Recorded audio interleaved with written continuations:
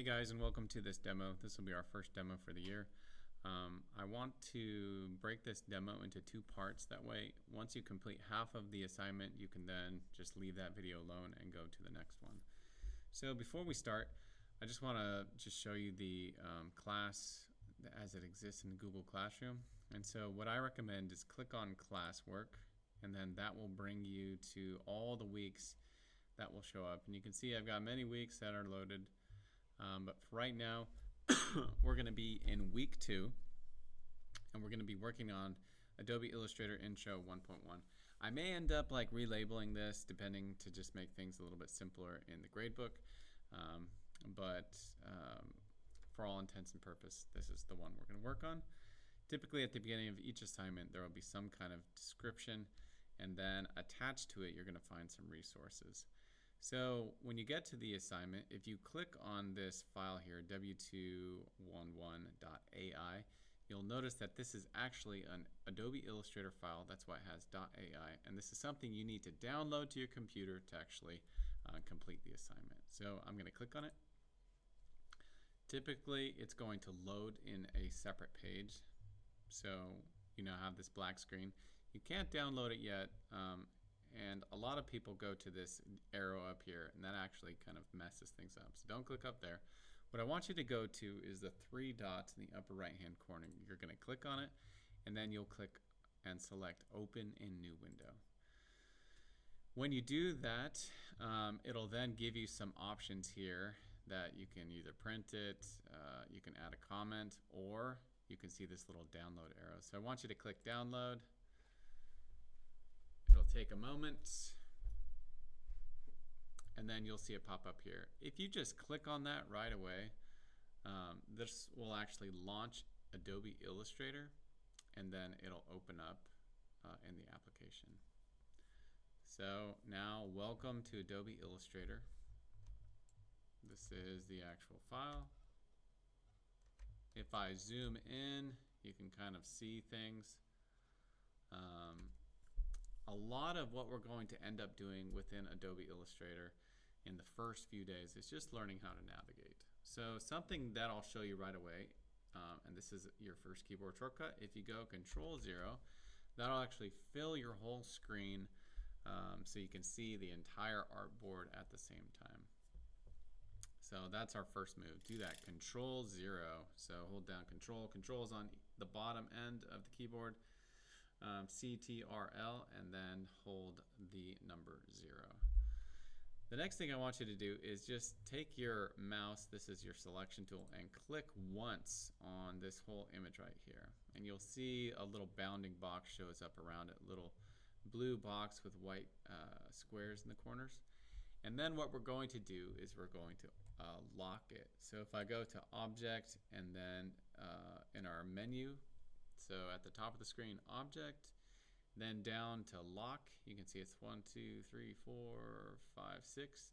6 option down there that's actually illuminated. And then you're going to select Selection. The keyboard shortcut to speed this up is Control-2. And so I can also do that if I just click on the object, go Control-2, it'll lock that object. The nice thing about that is, like, now if I take my selection tool and try to move this background image, it's not going to move. It's actually locked in place, so it's not going to move at all. Okay. I've also have just like basic navigation around the window. At the top I have my menu bar. Right below that bar I have my options bar. To the left I can see all of my tools in my tools panel, and then to the right I can see all my panels. And so this is where like more extensive features within a tool or an effect can actually take place. If you don't see the tools in the same way that I do, I want you to go up to the menu bar, select Window, go down to Workspace, and then make sure that Essentials Classic is selected. This is again just like the fundamentals to like setting up your file so that everything is ready to go. Even if you are in Essentials Classic and you don't see your tools, they disappeared or you deleted them, you can always select Reset Essentials Classic, and that'll just make sure that all your tools go back into the right order. So I'm going to pull this toolbar out and close it. Oh no, I lost my tools. So again, I can go up to Window, Workspace, and then hit Reset Essentials Classic because I'm already in it. I'll hit Reset, and then you'll notice my toolbar shows up back in place as well. Within the toolbars, if you click and hover over the tools, it'll actually give you a little animation as to like what those tools do. So these are kind of like smart tips. And you'll see with each one of these little smart tips, there's also the little hotkey. So that's the actual key on the keyboard that you can press to make those tools actually load up and be useful. But we'll be getting into that in a little bit. So let's go ahead and get into some of these activities. So I'm going to zoom in here. So if I go to my toolbar, I'm going to grab the zoom tool, which is a little magnifying glass, and I can pull it out. And if I just click once and then click twice and click 3 times on the place I want to go, it zooms it in. If I hold Alt, you can see the little plus sign goes to minus, and then I can subsequently click and it zooms out. So click zoom in, hold Alt, and it zooms out. Alt will always be the tool that kind of modifies, or it'll be the key that modifies the tools that you use. All right, so let's get into this. Direction, use the hotkey T to select the type tool. So just type T. You'll notice the tool transitions, it looks different. In the toolbar, it's illuminated, it's dark. And then click inside this box, then enter your name, today's date, and your period. So I'll click once. I'm going to put Mr. F. I'm going to click again down by date. You might have to click twice. Today is the 16th, 08, 16, 24. I'm going to click by period, click twice, and right now it would be period 7 because it's at the end of the day. Now I have all these things. If I want to align them, I can take my selection tool. I can click on the different text boxes, and so long as I'm clicking on the black part of the actual letter, I can click, hold down your left mouse button, and then place it in its location. Today we're going to work through in this demo the first 5 little modules. So number 2, find the pen tool, and when it has P in quotations, that's going to be the hotkey. This tool operates by drawing a line between 2 anchor points. With the pen tool selected, connect the red dots below to draw the hand. So I'm going to hit P for the pen tool. You can see in my toolbar it shows up right there. It's dark. There's the hotkey. And then for this, what I'm basically going to do is click and release the mouse on every single red dot, and I'm going to start at the starting dot and I'll finish at the finishing dot. So here we go. We'll draw around, we'll draw the contour. Now almost immediately you're going to see something starts to obscure the image in the background, and it's because where I'm drawing the lines, Illustrator's trying to fill in between the lines with black.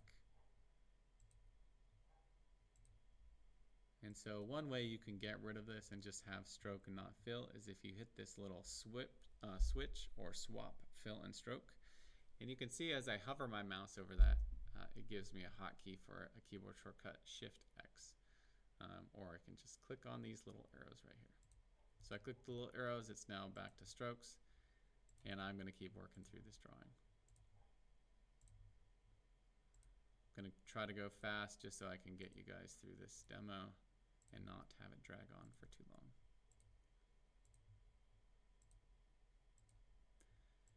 Here we go. Again, I'm just clicking and releasing the mouse when I get over these little red circles. I'm going to hit escape. Escape kind of breaks the pen tool away, so hit escape and that will kind of finish your drawing. Now if I take my selection tool, click on my selection tool again, it allows me to actually move things. So like I just drew this and now I can move it, which is kind of cool. But in addition, by going back to the selection tool, it's kind of like going back to your home base. It allows you to kind of like move around and navigate a little bit better. So I'm going to click once, and And what you're going to see right now is I need to move to the right. So how do I move to the right? And this is where you can get into using this little hand tool. So the hand tool is kind of cool in that you click on it. So long as you click and drag, it actually moves you around within your artboard. So super helpful. When you click it, the little hand kind of like actually closes, and then you can see what you're doing.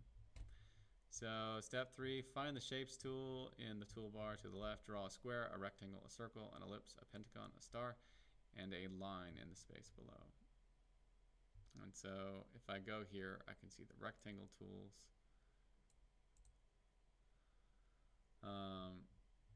Right underneath the type tool. And so in here you can see there's a bunch of different tools. So if you click and hold, anytime you see a little arrow to the right of the actual tool, it means that there's other things that are buried underneath that tool. So I'll get my rectangle tool. I'll draw a rectangle. If I hold shift, it'll draw a square. Shift always kind of makes shapes perfect. There's even a rounded rectangle, which kind of rounds the corners of the square or rectangle. I have an ellipse, so if I click and drag it out, it'll be an ellipse. If I click and hold shift, it'll make a perfect circle. Let's see what else we have in here. Click and hold, I get to the polygon tool. This will draw polygons. We'll get into those a little bit later.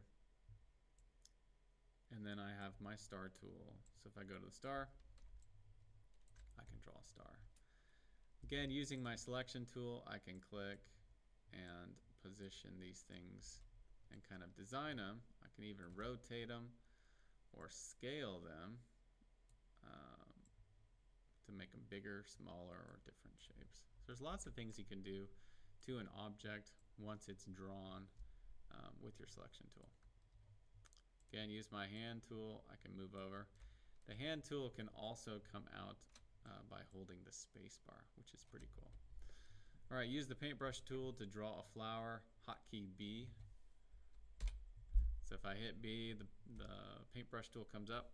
If I want to increase or decrease the diameter of the paintbrush, so right now if I click once, you can see it's small. If I do the right bracket, it gets bigger. If I keep going, it makes it even bigger.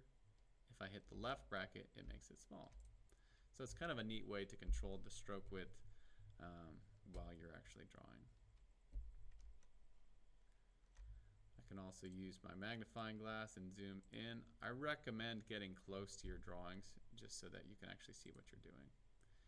And for you guys, I want you to get nice and close to the drawing and then trace around every single part. So you can see here, I'm not doing this very well. I'm trying to see, there isn't a smoothing option in here. But just take your time. If you don't get it perfectly, that's fine. You're going to start to realize just how the paintbrush operates in relationship to the scale that you're zoomed in at. It's my window, letting some air go past the mini blinds. Alright, so paintbrush tool, it's kind of cool. Try to get all the little details in there. Again, I'm not going to continue doing the whole thing here just because I want to make this demo short. But see if you can actually like fill in all the lines there. Like take your time, do a real nice job. Do a much better job than I am right now. So little lines. Woohoo! Okay, so on and so forth. All right, and last one. This is where this demo is going to end for today. So use the blob brush tool to draw a cloud below. So shortcut Shift B, and then you can use the brackets as well to increase or decrease the size of it. So keyboard shortcut, this one's kind of interesting in that the hotkey is 2 keys, so I go Shift B. You can notice the tool actually changes just only slightly. And the blob brush tool, different than the actual brush tool, every mark that you make will actually join into a mark that's next to it. And so if I just take the brush and I'm using my brackets to change the diameter of the brush, can actually make a solid shape, this kind of like cloud shape.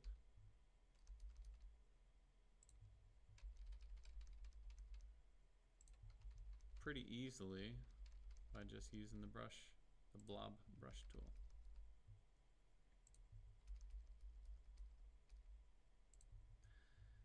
And now if you notice right now, I'm going to show you what's called outline view. And so in outline view, you can still see that there's these two weird shapes that are in there. If I have the blob brush tool and I draw over those two parts, it actually like almost erases them. It makes the whole cloud kind of like join together as one shape. To get out of outline view, it's Control Y. And so Control Y kind of brings you back and forth to outline view. Outline view is super helpful for inspecting a drawing to see like what you're actually doing, down to like the technical kind of like aspects of it. If you're ever to use a laser cutter or a CNC tool to actually cut a line, it would use that pathway that you're seeing in the outlines to actually direct where a tool goes.